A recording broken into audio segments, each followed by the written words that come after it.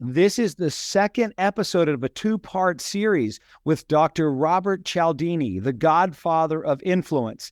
In the first episode, if you didn't get to hear it, he talked about the art of influence. In this episode, he's going to dive into persuasion, how you can persuade somebody, different than persuasion. Persuasion is what happens after you meet them. Persuasion is how can you influence somebody to say yes before they even know what you're going to offer them. And then he's going to dive into the small, big, the smallest thing you can do to have the biggest influence. And he's going to give you lots of examples of how to do this and what companies that are very successful are currently doing in this area. And then he's going to share with you something super exciting, a new course that he has coming out that'll teach you how to do all of this for your business. So you're going to love this episode. Let's dive in. Welcome to Beyond Your Why podcast, where we go beyond just talking about your why and actually help you discover and then live your why. You see, we believe that knowing your why, that driving force behind every decision you make and every action you take, is the essential first step to really knowing yourself. It allows you to move forward faster and have a bigger impact. If you're already a fan of the show, then you know that every week we talk about one of the 9 whys, and then we introduce you to somebody with that why so you can see how their why is played out in their life. This show will be more powerful for you if you've already discovered your why. If you still need to do that, head over to whyinstitute.com and discover your why today. It'll only take you about 5 minutes. Now, let's meet today's guest. How do you differentiate influence from persuasion? So this is really a good question. Influence is about what you put into a message in terms of the psychological character of what you say to it, right? In that message that spurs people to move in your direction. Persuasion is about what you put in the moment before you ask people to move in your direction, in the moment before you make your request or proposal to them, to put them in a state of mind that is favorable to the message you are about to send. I love that. That's, I don't know that I would even think of that had you not coined that phrase, had I not heard it. I've heard you speak a couple of times now, and I've never would have considered that. How did you consider that? How did this come up? How did you figure out or think about or decide on persuasion? So I had been studying the influence process for a while. I had written my book, and it turns out to be more successful than I could have conceivably expected at the time that I wrote it. And there's a knock on my door one Saturday. And it's a guy who's asking me to contribute to after-school programs for children in my school district. Now, he didn't show me any credentials he had from the school district. I hadn't heard about any buzz about after-school programs being considered. But I gave him more money, maybe twice as much as I normally give to legitimate charities that come to my door. And after he left, I remember closing the door and thinking, what just happened here? Because he didn't use any of the 7 principles on me. But he still got me to give twice as much money. What did he do? He didn't, for example, compliment me on my landscaping, to use the liking principle. He didn't use social proof and say, all your neighbors have been giving.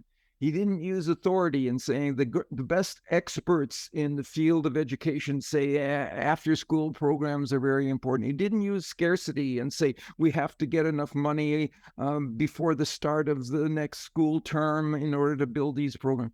He didn't use any of those. Here's what he did. He brought his 6-year-old daughter with him. And he focused me on children and the needs of kids.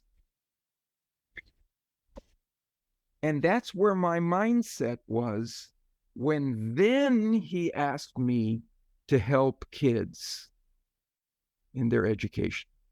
I was already there.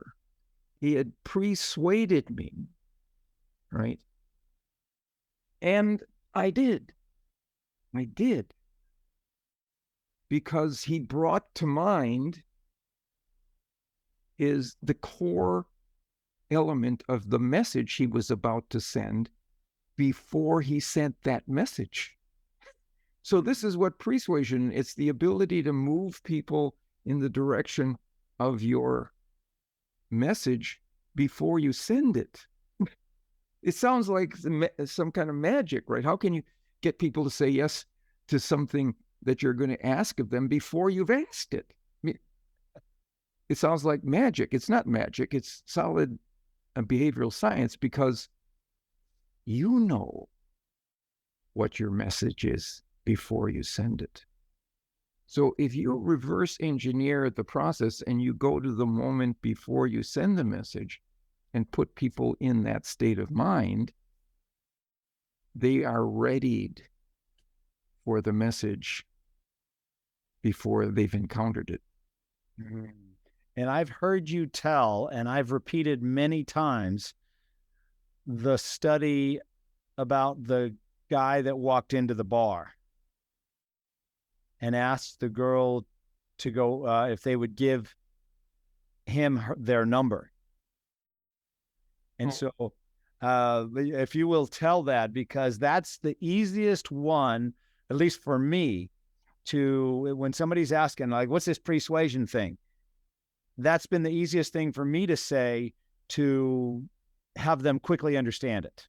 So I'll take it out of the bar, because there was a study done that was done actually on city streets in France. Researchers had a pretty girl walk up to a guy who was walking alone and ask for directions, right? She showed him a map, and and then she got her directions, and he left, and he was walking another 100 yards or so, and another pretty girl came up to him and asked for a much larger request. It was, excuse me, you see those 4 guys over there? And he pointed to 4 tough-looking guys. They took my cell phone, and they won't give it back to me. Could you go get it for me? Well, the great majority of guys said, no, I don't know you. I don't know if that's your phone. And even if it is, I'd be outnumbered 4 to 1. So almost nobody helped. Unless when the earlier young woman asked for directions, it was to Valentine Street. And Valentine's, the name Valentine's is connected to romance. And those guys now help twice as much as anybody else in the study, because romance had been put in their mind. There was another study that's similar to that, where the guy walks up to a woman who and asks for her phone number, and it's in a shopping mall, and in front of like a pastry shop or a boutique or a shoe store, a clothing store, the answer was no most of the time.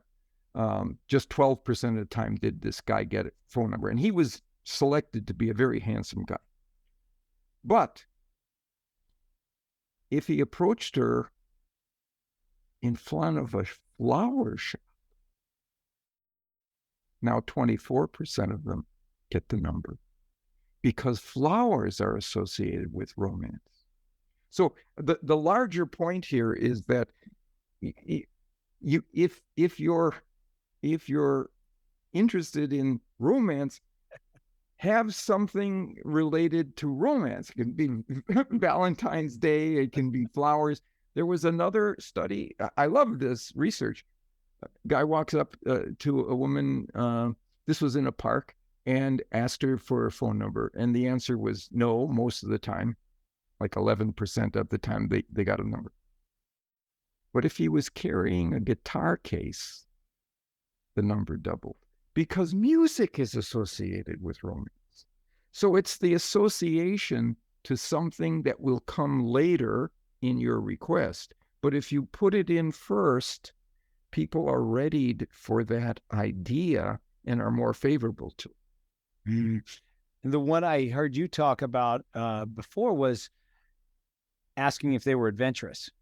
Oh, yes. Okay. So there's another study like that. Yeah. So if you ask people if they are adventurous, right?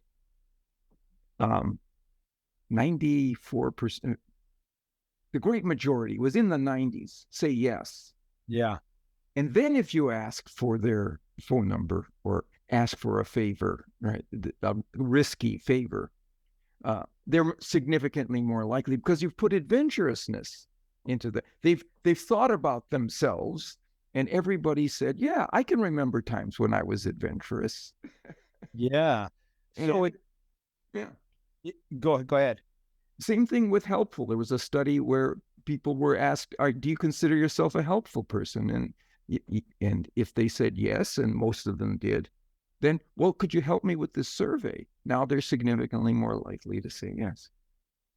So how do you determine, well, that first question, do you have a term for what that first question is? Is that like a persuasion question, or is there, have you coined a name for that? The opener. The opener. It opens people's mind to the thing that you want them to consider before you ask them to consider. How do you determine which opener to use? Well, again, what you can do it in terms of the most ethical way to do it is in terms of, well, what is it that you have to offer that would be wisest for this person to consider when they're thinking about your product or service or idea or opportunity, right? And once again, I'll give you a study to illustrate what I'm talking about. This was done with an online furniture store, right? That had they specialized in sofas. And one period of time, half of the people who went to their landing page, right, saw fluffy clouds in the background, right, of the landing page. The other half saw small coins, pennies, in the background of the landing page. Then, as they went through, those who saw clouds were more likely to search for comfortable furniture. And those who saw pennies were more likely to search for inexpensive furniture.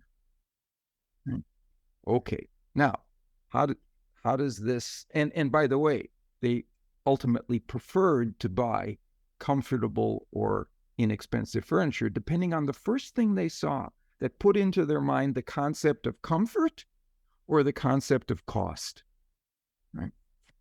Okay, here's what I would say. What is your strength? What is the thing that you have that would make it wisest for people to purchase?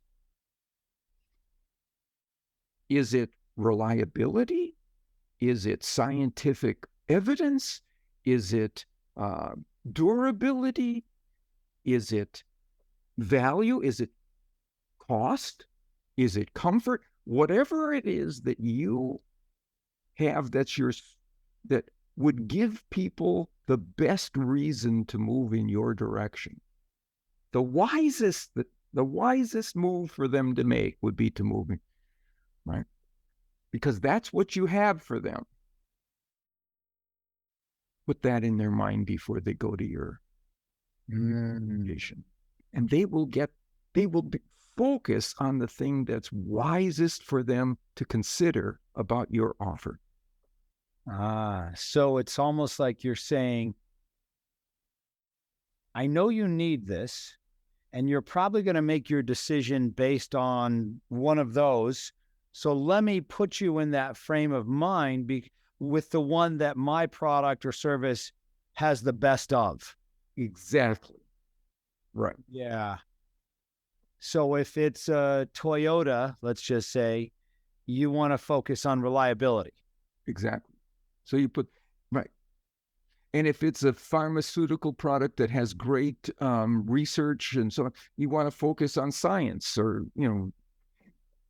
because that's how they'll make their decision. So so the focus of influence, the focus of persuasion is, how can we help them actually make a decision to take action? The best one for them. Yeah. And they will be spurred to do that by what we've said.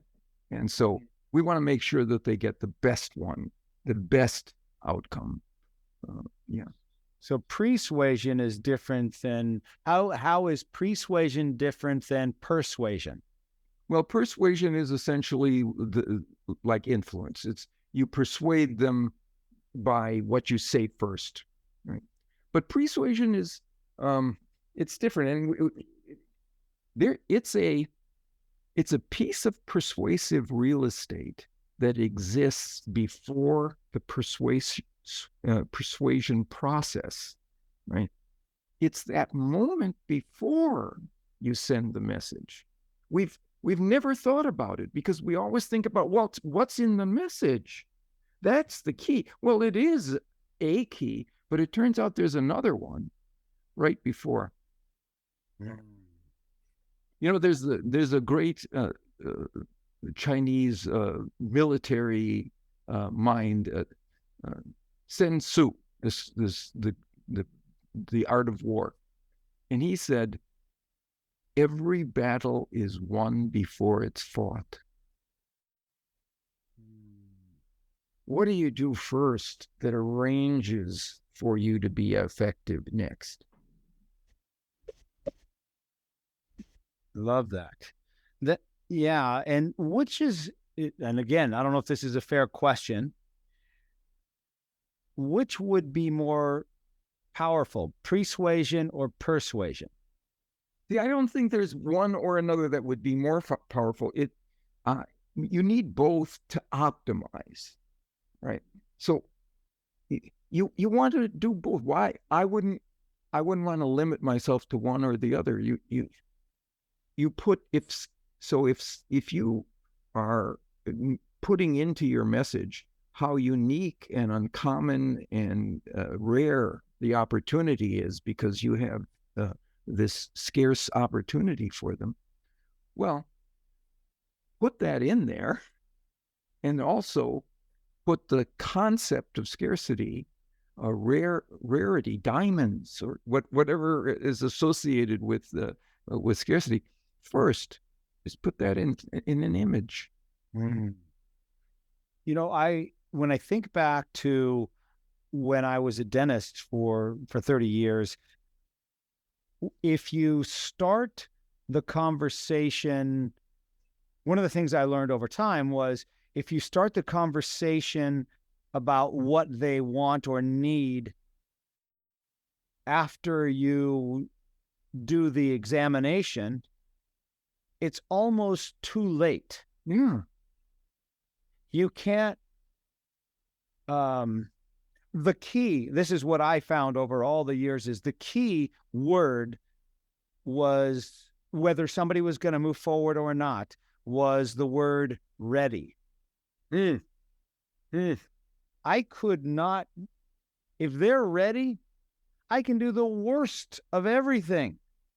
And they're like, oh, sure, where do I sign? Let's go. But if they're not ready, I could do the best of everything, best exam, best communication, best this, best that, best presentation, and they're not going to move. I think that's exactly right. And what the idea of persuasion adds to that is that we can make people readied by what we say or do immediately before we give them an opportunity to improve their outcomes. Yeah. That's, and how I used to do that as a dentist was just, what is it that you want? And then it was, sure, I can help you get what you want, versus here's what you need. Let me see where you are and let me tell you what you need. Well, that's not what I want. So then I said, well, I wonder what it is they want. Well, let me ask them, what do you want? Yes. Okay, I can help you get it. So Yes. it's similar but different. Yeah. So then you took it from persuasion to your next book, which just recently, when did your next book is The Small Big? Now, the latest book is actually from last year. That we did a revision of the book Influence, where I did 220 pages, and So, but there was the next one in the sequence was The Small Big, because of something that we've recognized whenever I give presentations on the influence process. If I ever say to people, this principle that we're talking about, the principle of scarcity, or I'm going to give you the smallest thing you can do to get people to move, to harness the power of scarcity, right? That if you have that, or I'll give you the smallest thing you can do to get the power of reciprocity to work in your direction, right? If I ever say that, the room falls silent. Yes. And I get people's attention almost completely. Why? Well, ROI is why. Return on investment is why. If I can give you the smallest thing you can do to move people in a particular direction by using one of these principles, everybody wants to know that, because we don't want to have to spend a lot of time or energy or cost getting there. If we can do it so now one thing that we're doing with this new book, and we have a new program that we're developing online, we're emphasizing the small bigs, the smallest things that people can do. Yeah. Which I loved, because when I saw you present, and that was a month or so ago, you had on the screen the 4 bottles of shampoo. Yep. Fascinating. Never thought of that. Never considered it. And maybe you please tell the audience what I'm talking about. So one of the things that causes people to like you, your products and services, is to associate those things with positive experiences and positive outcomes. And all those positive connections cause, they lend themselves, they become connected to what it is you have to offer. And what's the smallest thing you can do to cause people to feel a positive association with you? It's a smile. It's a smile. I saw, I heard an interview with a researcher who said, he did this study where he asked people who went into service businesses, dental offices, medical offices, gyms, yoga studios, financial services offices. When you walk up to the desk, what's the thing you most want from the person who's behind that desk? And it wasn't competence or skill. It wasn't know-how. It was, I want a smile. That smile tells me that I'm approved, that I'm welcomed here, that I'm liked. Okay, so of course we should make sure that anybody that our people interact with, that our customers or prospects interact with, should get a smile from our team. And it should be a genuine smile. It should not be a fake smile. It should be, you should ask your people, find a reason to smile broadly at this person. So it's a genuine smile. Okay, well, that's fine. But is there something that's even smaller than a smile that still works? It is. It's the shape of a smile. And the study that you're talking about showed people 4 bottles of a shampoo, right? And they were identical in every way, except that at the bottom of the label, there was a line that either had an upturned edges or a straight line, or there was no line there at all, or had a downturned, frown-like looking edges. People were, and then they were told, which of these bottles would you choose? By far, they chose the bottle that had a smile at the bottom for the same product. And they didn't even realize that that's why they did it. They didn't even know that that's why they did it. So something as small as that, it's a small big. We can put smiles on our packaging, on our business cards, on our signage, on our logos. Why not? We like the people who come to us. We should show them that we like them if they interact with us. Here's another example of this online that you could do this. There was a study of 6,700 online commercial sites where they did A/B tests, where the inclusion of one factor was either there or not. And they looked at 29 different factors. Some were like economic factors.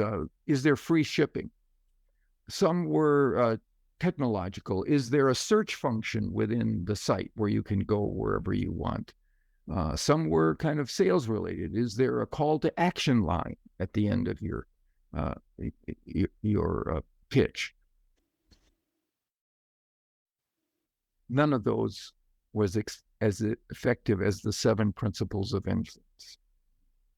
And one that used the liking principle was also a small B. It wasn't a smile. It was but another thing that made people feel approved. When you went to their site, if there was a welcoming statement on the landing page, you got significantly more conversions than if there wasn't a welcoming statement. Hello, welcome. We're so glad that you're here with us. We want to show you what we can offer. The way you would welcome somebody into your home, the way you would welcome somebody into your brick and mortar operation, you just welcome them. Small, big, small, big. I love it. So now we're focused on, when we talk about these principles and how they can be applied, we're focused on making sure that people get at least one or more small bigs associated with each of these universal principles of persuasion.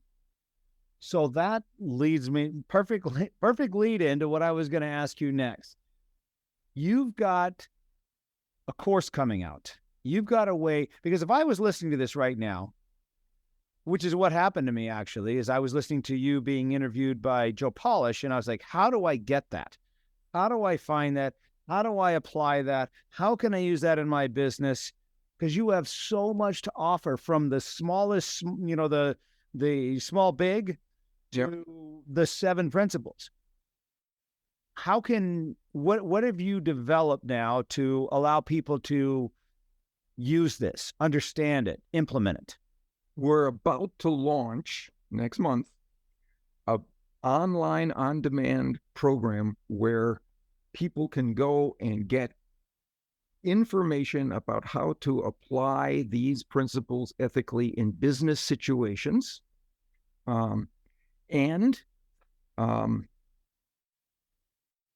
until that point, we have a newsletter that we will send every week to give you a new tip as to how to use this.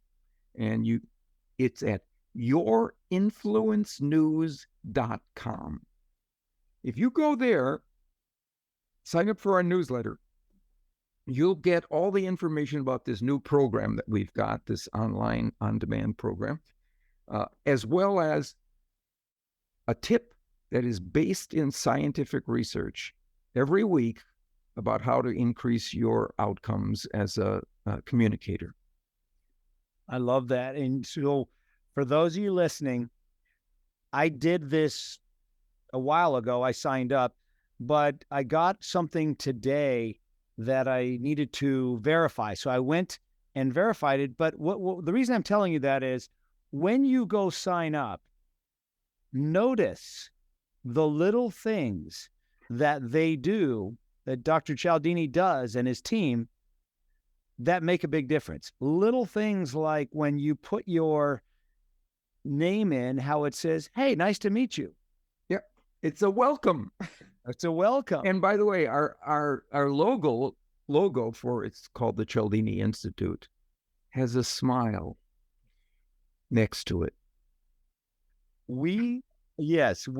So I showed, by the way, I've showed a lot of people. Yeah, you don't know this, but when you were presenting, I took a picture, like a lot of people did, of the bottles of shampoo, the 4 bottles of shampoo. And so I've shown that to a lot of people, including my team.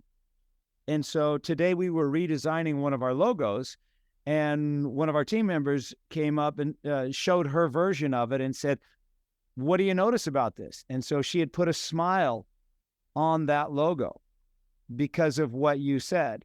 And you gave a lot of examples, by the way, of other companies that are already doing this. And maybe you can mention a few of those that most people would be familiar with. Certainly. Probably there are many, but for example, Kraft Foods has a smile, and there are so many, it's hard to, but ConAgra, which is a big agricultural firm, has this. Dannon Yogurt has it. They all have, yeah. The biggest one is Amazon. Amazon is absolutely the biggest. Now, here's what I like about, this is what I tell people when I talk about this. Do you know how much money Amazon spent to come down to that logo with a smile, on focus groups and designers and surveys and interviews, and so hundreds of thousands, and they came down to the smile. It didn't cost us a cent. We just looked at what the research said, like that study of the shampoo bottles. That's all we needed. There was no cost associated with it because we had the scientific evidence that guided our choice. I love it. Yeah. So if you look, I don't think for the listeners, you may not even be aware of what you're looking at, because I wasn't. When I heard you say that, I didn't realize that Amazon, all they have now is that little smile. Yeah. They don't have anything past that. If you look at their trucks, on the side of the truck is just that little smile. And I don't think I would have noticed it or seen it the way that you talked about it until I heard you say that. Now that's all I can think about. Here's something that I didn't realize until I saw this evidence, and that is, if you ever see an ad for wristwatches in the newspapers, magazines, online, and so on, the configuration of the hands is a smile. It's 10 and 2.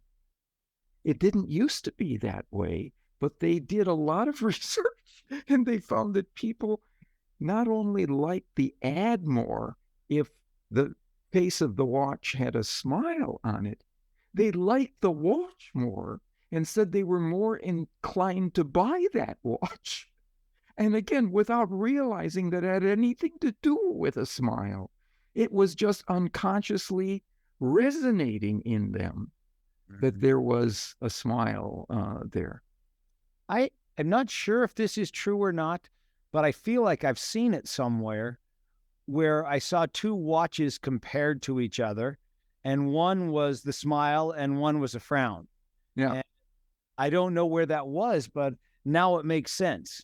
You know, one had 10 and 2 and the other had whatever that would be, 6 and or 7 and or something like that. Yeah. Like that. Yeah.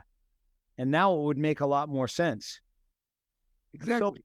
So, tell us more about the course that you have coming up and what will that provide to people?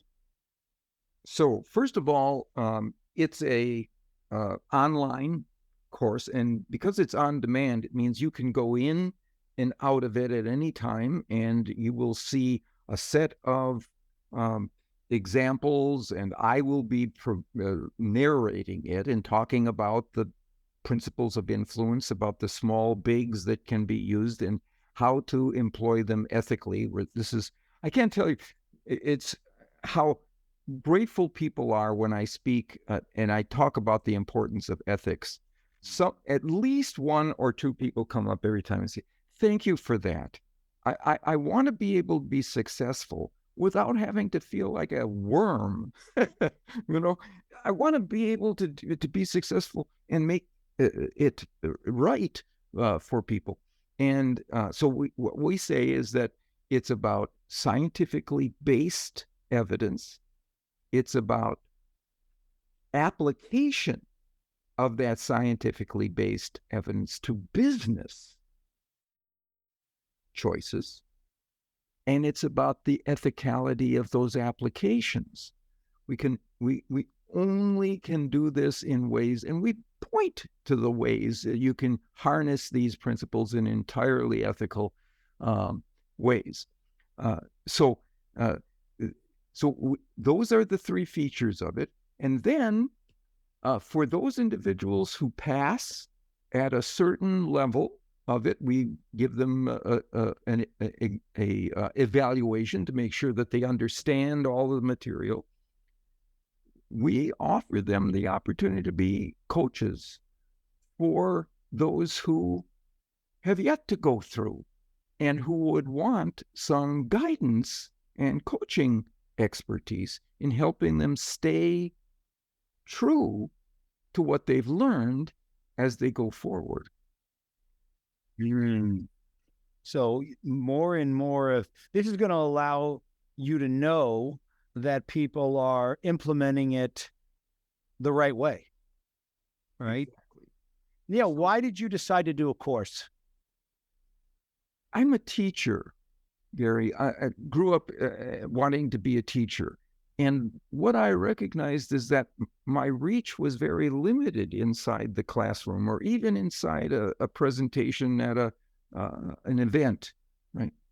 But online with a course, I increased the reach of this information. And the idea, again, is, you know, I want to, as you nailed with the why test for me, I want to contribute.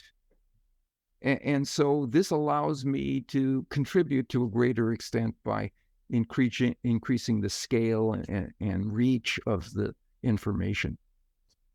It's funny because before you said what you said a minute ago, I had already written in a big box around it the word ethically.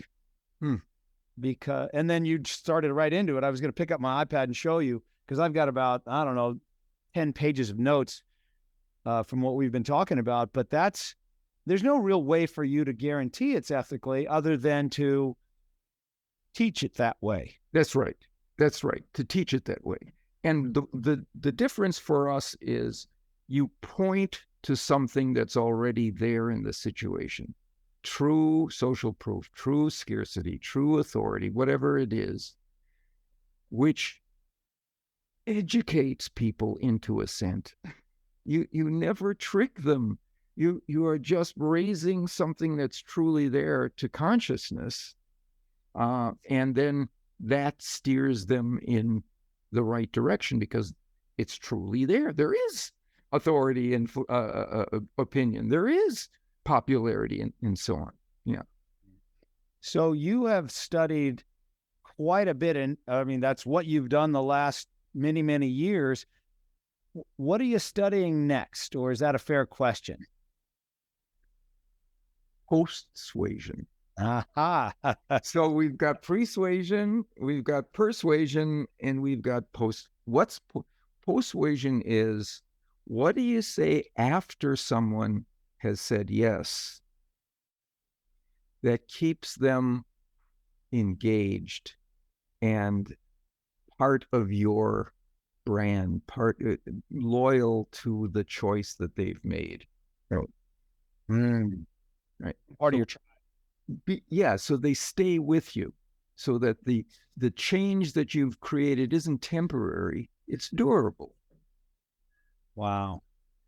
And well, I don't even want to go there, because the next thing for really, if this, for all you that are listening, if this is, so what I did after I heard you speak multiple times now is, of course, I bought all your books, and I bought them on, from the Kindle as well as the audio, so that I can listen as I'm watching, as I'm reading, and super valuable, super valuable stuff. And we're implementing lots and lots of it, which is just fascinating, because this gives me and my team language around how to design different aspects of our clients or prospects' interaction with us. But I don't know how I would have had these conversations otherwise. I don't know how my team would have been ready. The thing about it, it's brilliant that you bring your team into this as a learning experience, because you gain a shared language for these things. Mm-hmm. So that you do all resonate to the same concepts, because you have the same terms now and they all mean the same thing. Yes. As a result for you. What is social proof? What's social proof? What is that? Well, what's unity? What does that really mean? Well, you know now what it means, and you can say that word and it produces a set of associations to exactly what you want to accomplish. Yeah, it's fun to watch them engage with each other that way and incorporate it in what we're doing, knowing where it came from, knowing that just showing them that one little study with the smile changed so much of what we would never even have considered. That wasn't, no chance that would have been in our thinking had I not seen that. And I'm sure you have so many tips like that in your course coming up. So many example studies that stick with. I think it's the studies that really make it usable. The nice thing about studies is that you have data. You have, well, this is how you do it without that statement. This is how you do it with the because, or, and now you get the difference between 60% and 93%. Well, that's believable, that you can have confidence in it then. Okay, last question for you. I know we've been going for quite a while. Last question. What's the best piece of advice that you've ever been given? Here's what I think it is. When you go into a new situation where you don't have previous experience with the people in that situation, think the best of them, because it allows you to be generous with them. And that has two very powerful consequences associated with the principles of influence. If you are generous with them, they will be generous with you by virtue of reciprocity. Secondly, if you're generous with them, they will like you. And people want to do business with those they liked. So, but you have to think well of them from the start, even if you don't know them. Now, I'm not saying that if you know somebody to be a cheater, you shouldn't be generous with them. But when you don't know any, give them the benefit of the doubt. Think well of them. That allows you to show your generosity, and it will flow back to you along with positive regard. I love that. Okay, so if people are listening and they want to connect with you, follow you, be ready for the course that's coming up, how can they best connect?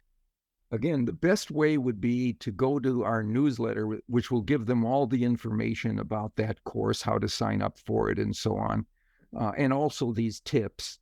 And it is yourinfluencenews.com.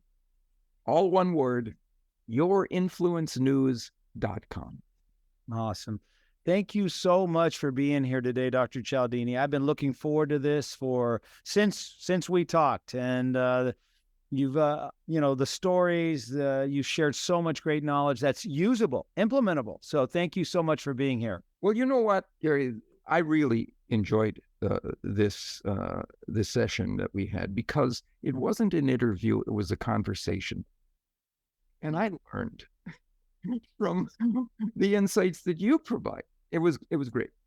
Yes, thank you. And I look forward to staying in contact with you as we both are on our journeys to change the world. So this was great. All right. So long for now. I really hope you enjoyed today's episode, and that through today's guest, you heard how important it is to know your why and how impactful it can be in your life and the lives of those around you. Be sure to head over to whyinstitute.com and discover your why today. Remember, the more you know about yourself, the more you'll know about others. I'm Dr. Gary Sanchez, and I'll see you on the next episode.